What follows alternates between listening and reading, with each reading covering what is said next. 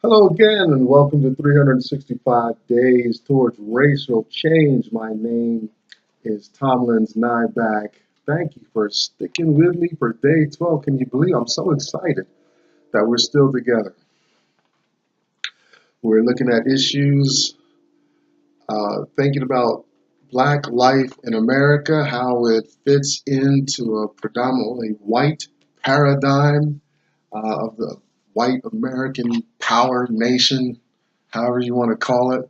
You'll notice we do things here uh, kind of fly by the seat of our pants, but if you pay attention closely, um, you might get the idea of what's being talked about here.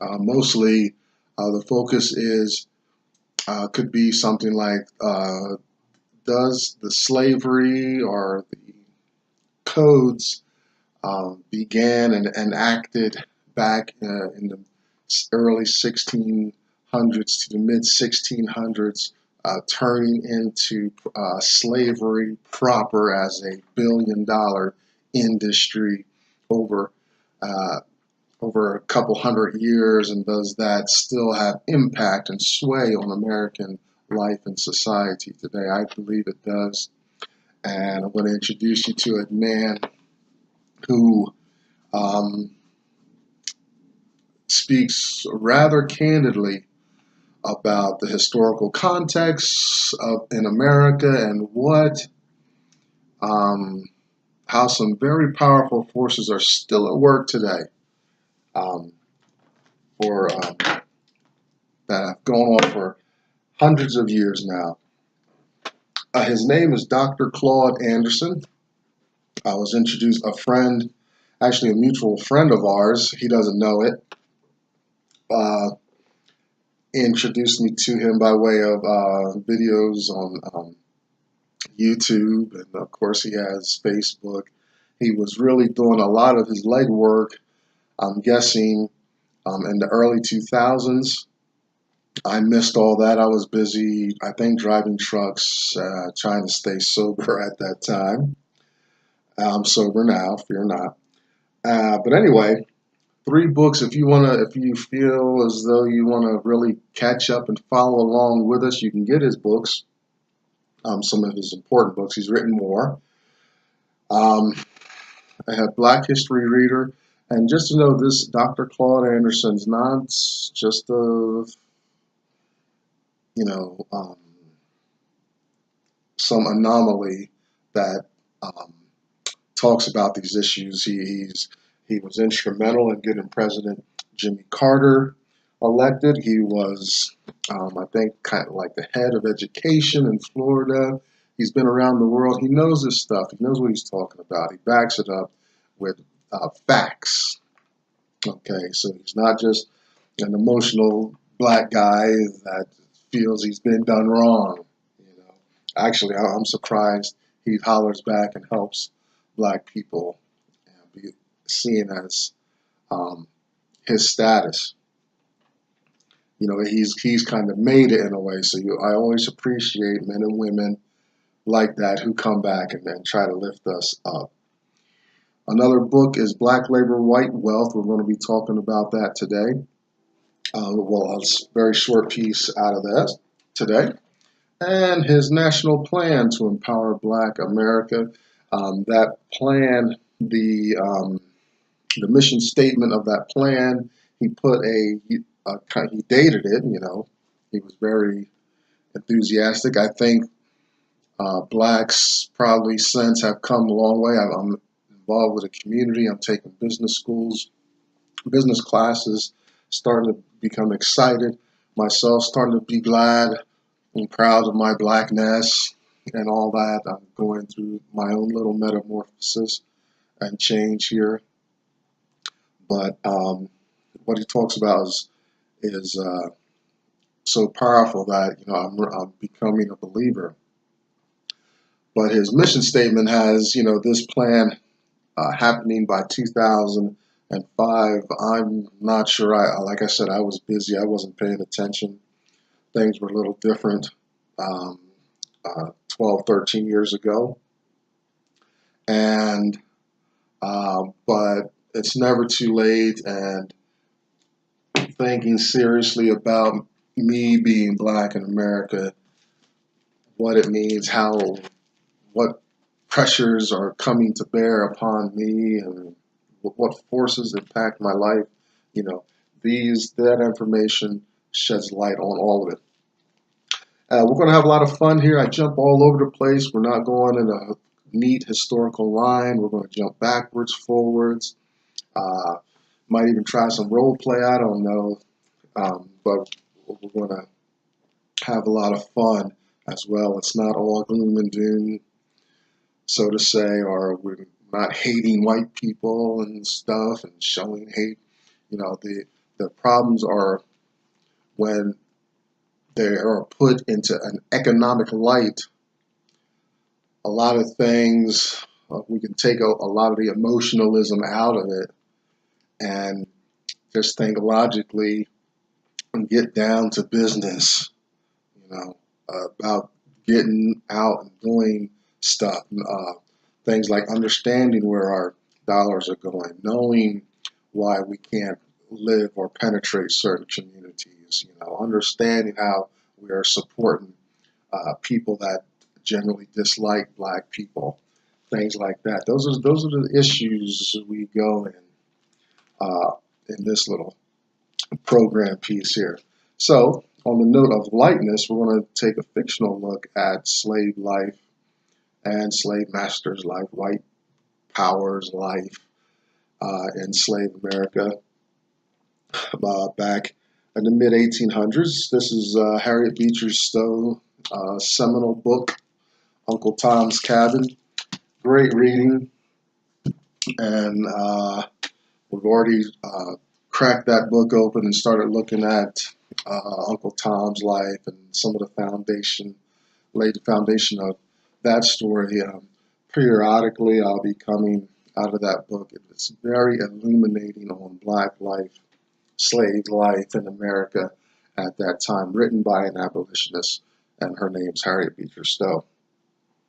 Oh, and behind me is our hashtag, us2. Punch that in your browser, or especially if you're on Facebook, you can find that community. And I say they probably articulate these issues much better than I. I was watching Dr. Anderson one day talking to his good friend, Dr. Boyce Watkins, and they mentioned this hashtag, and I'm not that technologically savvy. I know I've gone there and seen some of the talk there. And also, I do want to mention Dr. Boyce Watkins. He runs the Black Business School and a bunch of black enterprises to get blacks educated, give them really good collegiate level information at a fraction of the cost. And I'm picking my way through and working on staying connected with that community and his what Dr. Watkins teaches. He was an educator. He's an entrepreneur. He's all kinds of financial wizardry and stuff like that. Good guy. Also, look at his YouTube talks as well, and find your way into that community. That's Dr. Boyce Watkins. All right, today, what would today's title be?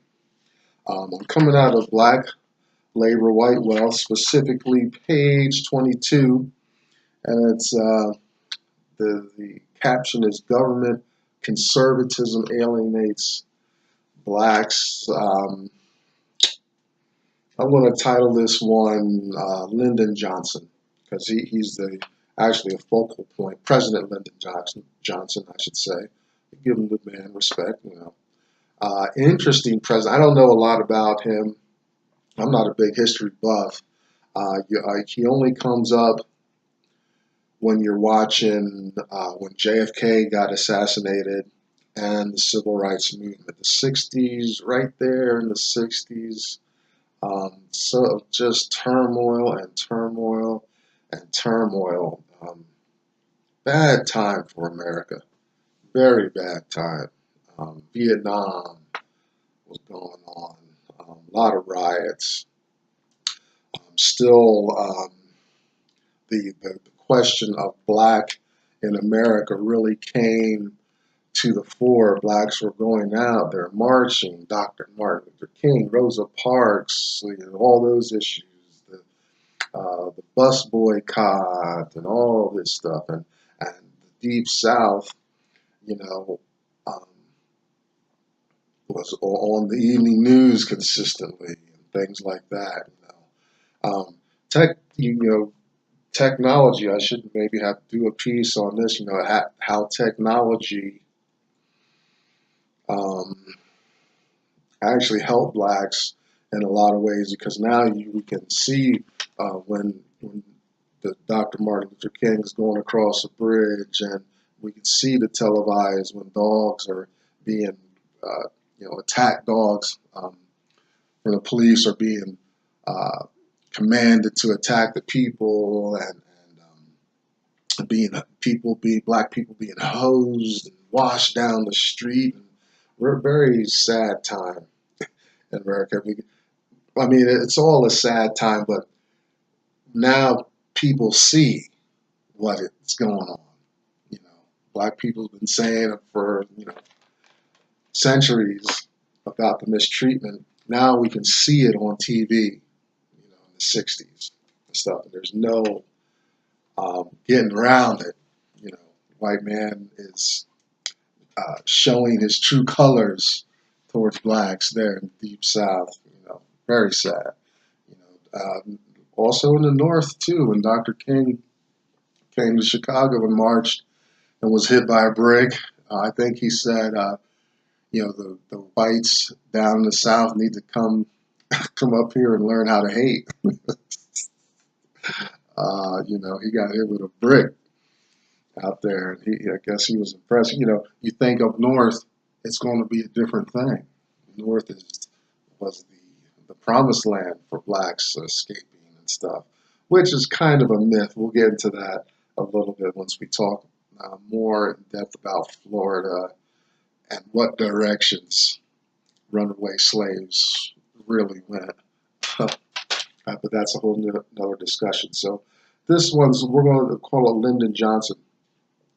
I say Lyndon Johnson because since he was the president at that time, and all these things come across his desk. He's like, some presidents had it pretty easy, right? Eisenhower, when he's president, he had kind of an easy presidency. He was coming out of the war years, the Korean War and stuff like that. But there's a whole tunnel named after him there in Colorado, and the presidencies have their pressures and things, but what comes across Lyndon Johnson's desk is civil rights, social integration, Vietnam, riots. He's got black Americans being attacked by police dogs, lynched in trees. What an amazing thing to come into. So I don't get a clear read on the man, but this came across his desk. But he seemed to have a burden to see all Americans truly equal, truly partaking of the wealth and prosperity. I think he had a genuine burden and desire to see that happen. And he's prominent in today's section because his administration, they tried to enact something called the Great Society programs during 1964, 1965. And these programs are the same programs you hear about stressed every day. And when there's ever political debates, they'll say these programs, and they put these as exuberant numbers behind them to give you some shock value to say that they're a serious politician about these issues. But just a sampling of some of the issues is medical care, urban problems, poverty, transportation, education, environment, on and on. You know what would be part of that.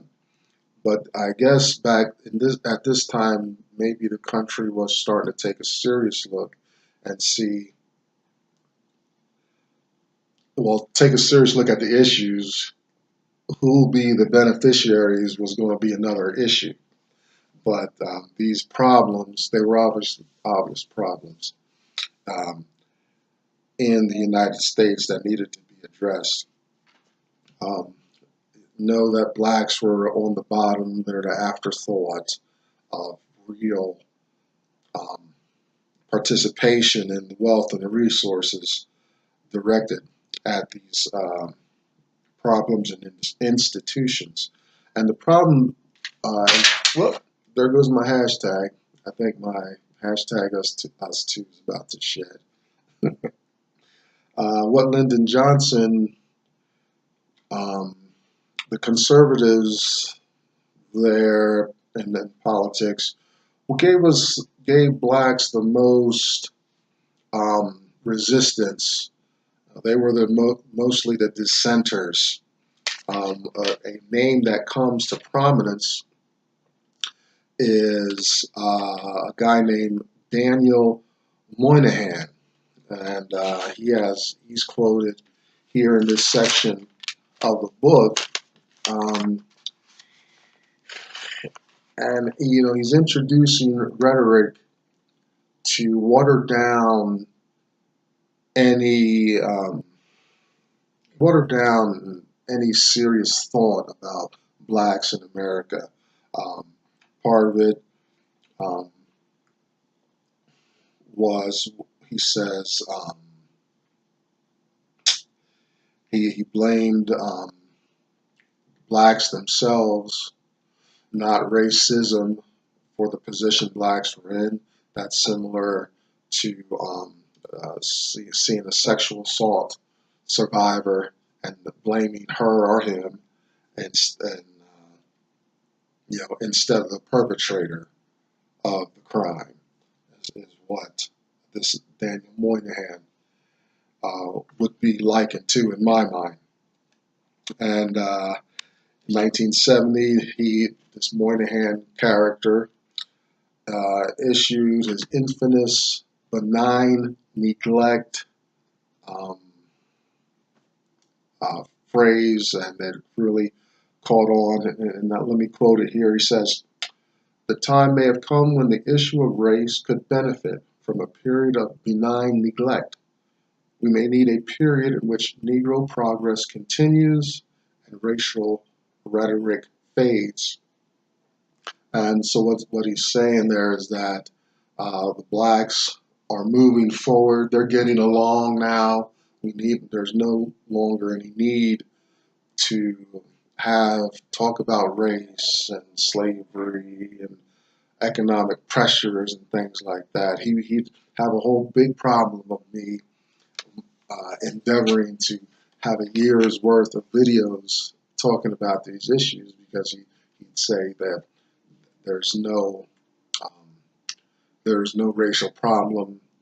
Blacks are finally moving on their way to getting the brass ring here in America. And these, so for him and the timing and all that, now that's the 1970.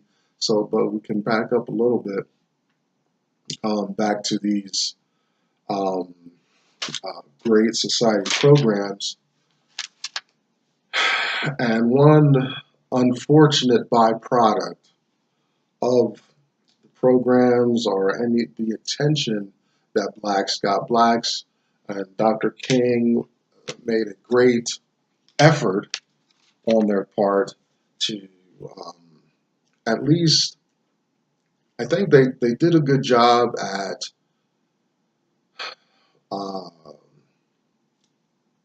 shrinking or minimizing overt racism. I mean, that you're talking from Jim Crow, semi-slavery, black codes. If I haven't talked about them yet, we'll get into all those terms. But racism was overt. Dropping the N-bomb was a matter of course in conversation, still is in parts of the Deep South. So, but the Dr. King and the Civil Rights Movement and all that, it at least made overt, out in the open racism taboo. It started to turn that around 180 degrees and come out of being such an arrogant racism, the lynchings and the separation, the water fountains separated. The water in on the black side is different than the water on the white side. So very, very sad, very sad. Um, but the problem is, and Dr. Anderson can speak on this much better than I, but the problem is we got the civil rights, social integration, but we didn't get tangible stuff. Um, affirmative action is on the way, but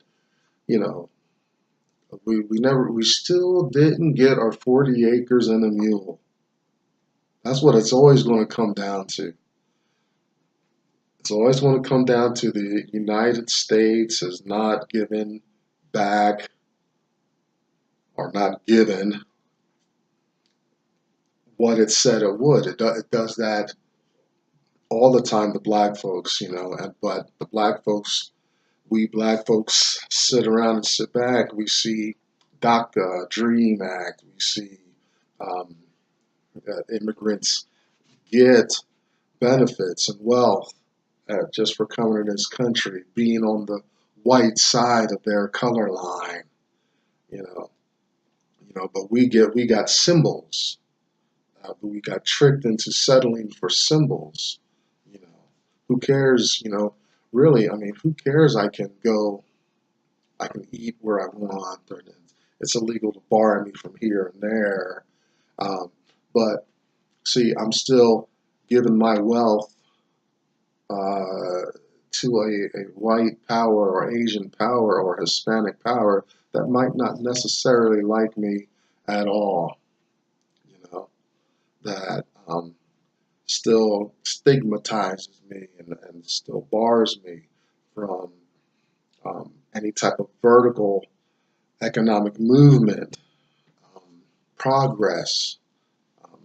Is more challenging. Today is still more challenging for me than it is for Hispanics, Asians, whites. Okay, so all this stuff that Moynihan said with his benign neglect, benign means harmless, um, acceptable, right? But he's saying it in an atmosphere that is extremely volatile. It's like having jet fuel spilled all over the room, and I love using this analogy. Somebody comes in and they're talking and playing with a lighter, whatever, and you kind of ignore that, that you feel like you're in a safe environment and all that. So his benign neglect, which sounds good politically, kept the white power off the hook, unaccountable, and kept the blame on black folks for being where they're at. You take a seriously abused dog that's shaking, has the jitters, and is fearful. I know I've seen a couple dogs like this. They don't. I've never seen one recover. Let me say, they stay that way, even though they are in an environment that is not harmful to them, you know. And if you take a creature or a human and oppress them, that's going to leave an impact. And as they come out, their growth and their ability to make good decisions and such is going to be challenged. You know, so this benign neglect and all that totally dismisses centuries of abuse and brainwashing, physical abuse, threats, terrorism, and murder. Okay, and so you take a person from that environment, they're not going to have a very good start. I don't guess. You can dress them up, shave them, put a nice suit on them, and prop them up right in the middle of white society, but there's still going to be some issues, right? So, you know, this benign neglect is just another way to leave blacks behind and where they're at, vulnerable and still in an oppressed state. So blacks were not making any progress. And remember, blacks are just at the flat line. Um, when white society has an increase in their wealth and their prosperity, it's an exponential growth up here, up top. But with the blacks down here living the kind of this flatlined existence, their life just has just a slight increase, slight increment. It's an inverse proportion. Um, Sometimes, the blacks don't necessarily go. Us blacks don't necessarily go downwards. We stick around because we're mostly the labor. We're the afterthought, the labor, the expendable, the assets here in America. Um,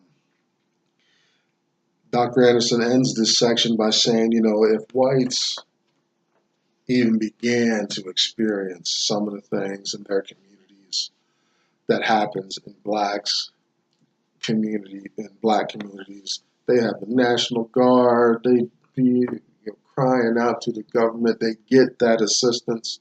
You don't go to a gated white community to get drugs. You go into a black depressed neighborhood area or some area of the city where it's known. Right? So that's today. That's a little bit about Lyndon Johnson, his Great Society endeavor. I guess it's amazing that any type of good thing, hopeful thing would be said towards blacks, the 40 acres and a mule, that never came through, and anything else. I um I toy with the idea that there are some white people through the ages who maybe had a serious desire to have blacks repaid and um, put in a place um, where they could equally participate, especially in the American dream. You know, but those kind of efforts are always resisted, shouted down, um, politicized. When it gets politicized, it loses, any issue loses its power, and then it's just in the hands of the loudest talker a lot of times, or the most money a lot of times. It doesn't matter about logic and morality. Okay, so there we go. We're going to call this one Lyndon Johnson because that's mostly the era and the time we're talking about, and how blacks were situated and again left without, even in the midst of all kinds of good intentions. So I'm Tomlin's 9 back, and that is day 11 or 12. You'll see when it comes out. Thanks for sticking around. We'll see you again tomorrow. Have a good day.